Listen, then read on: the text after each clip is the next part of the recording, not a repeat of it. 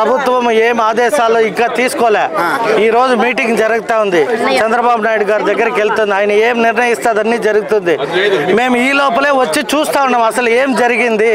మన ప్రభుత్వం కంప్లీట్ చేసింది, వీళ్ళు కనీసం ఇండ్లు ఇలా ప్రభుత్వం వెళ్ళిపోయే ముందు ఇచ్చినారు. దొంగ ప్రభుత్వం అది పోయింది కాబట్టి ఇప్పుడు ఏం జరగాలో చూస్తాం. అర్థమైనా? మీరేం భయపడద్దండి, నేను ఉండా కాబట్టి కట్టిపిస్తా. ఇప్పుడు మీకు ఎవరికి అర్థం కానిది ఏమంటే 5 ఏళ్ళు మన ప్రభుత్వంలే, నేను వచ్చింది ఫస్ట్ టైం. నేను ఇక్కడికి ఎందుకు వచ్చా, నేను ఎక్కడ ఓటు అడిగిన పోయినా సార్ మేము ఇంటికి డబ్బు కట్టున్నాం మాకు ఇల్లు లే అన్నారు. మీ అందరికి ఏం చెప్పినా మీరు ఓట్లు వేయండి నేను వస్తానే. ఇప్పుడు వచ్చినా చూసినా అధికారులతో మీటింగ్ పెడతా, ఎమ్మటే ఎవరెవరికి న్యాయం చేయాలో వాళ్ళకంతా చేస్తా. మీకు కూడా ఎవరికి డబ్బులు కట్టించుకుంటామో వాళ్ళకి ఇల్లు దక్కుతుంది. ఇదే చంద్రబాబు నాయుడు గారు 2019లో టిట్కో ఇండ్లు ఆగిపోతాయి, అమరావతి ఆగిపోతుంది, పోలవరం ఆగిపోతుంది అని వంగి వంగి దండాలు పెట్టా. అంటే మీరు కాదు కానీ కొందరు ప్రజలు తెలియక ఎగబడి ఓట్లు వేసినారు. ఇప్పుడు మీరు అనుభవించినాక మీరు వద్దన్న ఓట్లు వేసినారు. కాబట్టి మంచి మంచి రోజులు వచ్చినాయి. ఈ రోజే మీటింగ్ కూడా జరుగుతుంది. లేదమ్మా, ఎవరు ఎంత డబ్బులు కట్టి దానికి ₹1,00,000 ఇంటికి 430 అంటే నీకు డబుల్ బెడ్రూమే వస్తుంది. చంద్రబాబు నాయుడు గారు అయితే కట్టేది మేమే కదా, అవునా కాదా? కాదమ్మా, ఎన్నేళ్ళు పట్టింది ఇప్పుడు దాన్ని ఇచ్చేకి వీళ్ళకి? ఇప్పుడు కొత్తగా కూడా ఇంకా ఇండ్లు వస్తాయి. అర్థమైనా? ఎవరెవరికైతే క్యాన్సిలేషన్ చేసేసుకొని ఉన్నా ఇక్కడ కాకుండా ఇంకొక స్థలం కూడా ఆల్రెడీ ఐడెంటిఫై చేశాము. ఎక్కడ ఏది చేసినా 2 ఏళ్లలో ఇచ్చే బాధ్యత మా ప్రభుత్వము మా నాయకుడు మేము తీసుకుంటాము. మీరు కూడా ప్రజలు ఆ రోజు కట్టేసి ఓటేయమంటే వేయలే. మీరంటే నువ్వని కాదమ్మా, మళ్ళీ అపార్థం. ఇప్పుడు ప్రజలంటే నేను కూడా అనుకో తెలియక తప్పుగా ఓటేసాము. ప్రభుత్వం మారిపోయింది కాబట్టి అనేక సమస్యలు వచ్చినాయి.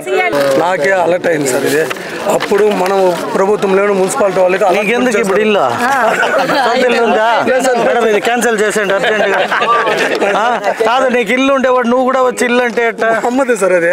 అంటే మీ అమ్మకు ఒక ఇల్లు, అమ్మని కూడా పెట్టుకోవు నువ్వు. అర్జెంట్గా ఇది క్యాన్సిల్ చేసేయండి, ఇది భద్రంగా పెట్టుకొని క్యాన్సిల్ చేయండి.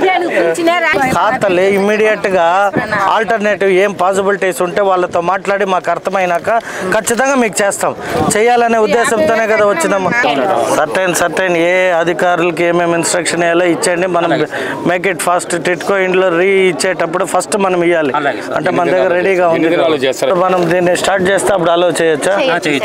సరే, అట్లయితే ఎవరెవరు అప్లికేషన్స్ మనకి పెండింగ్ ఉన్నాయో ఫస్ట్ మీరు ఒక లిస్ట్ ఇచ్చేయండి. ఇప్పుడు మనం కట్టబోయే దాన్ని ఇమ్మీడియట్ స్టార్ట్ చేసి అలాట్మెంట్ తీసుకుంటాము. ఏవైతే ఇప్పుడు 2000 రెడీగా ఉన్నాయో వాటిని ఎవరికి ఇచ్చారు?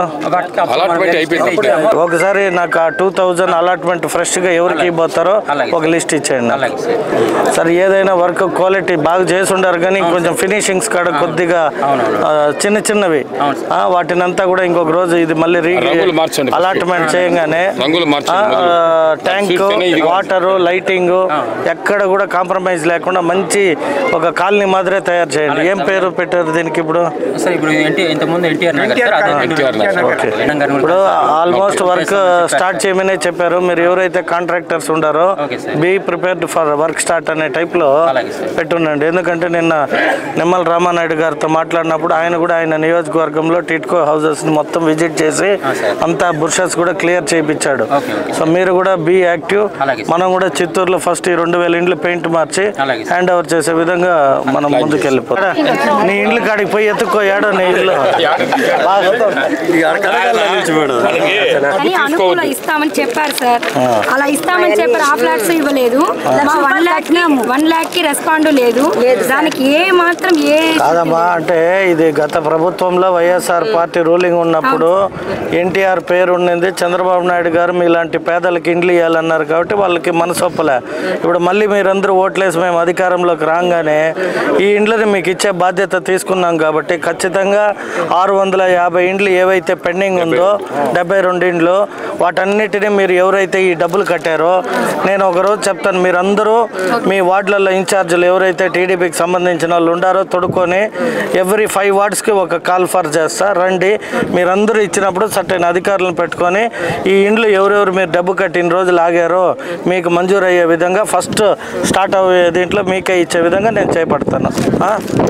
అధికారులు నేను కూర్చొని ఉంటాము ఒక స్థలంలో, అందరిని అడిగి పిలుస్తాము.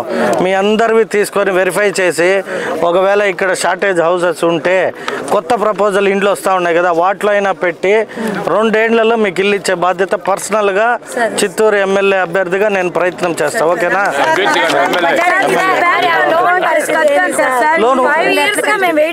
కాదమ్మా, దానికి అన్నిటికీ కూడా అధికారులు ఉంటారు. ఎలా చేయొచ్చు అని అడుగుతాం మీ ముందరే.